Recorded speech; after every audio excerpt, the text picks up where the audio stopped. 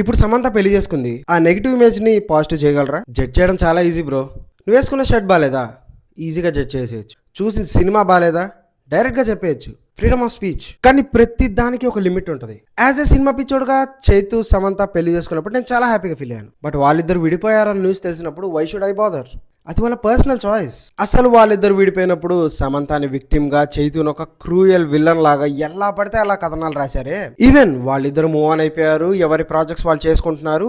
చైతు శోభితాని పెళ్లి చేసుకున్నాడు. అప్పుడు కూడా సమంతాని విక్టిమ్ లాగా పోర్ట్రే చేసి ఎన్ని రకాల కథనాలు నడిపారు న్యూస్ లో. అసలు IPL prediction table, IPL points table లాగా ఎవరికి వాడు రాసేస్తారు. ఫ్యామిలీ మ్యాన్ సీజన్ ఎప్పుడు రిలీజ్ అయింది, వీళ్ళు ఎప్పుడు డివోర్స్ తీసుకున్నారు. Why should you bother about them?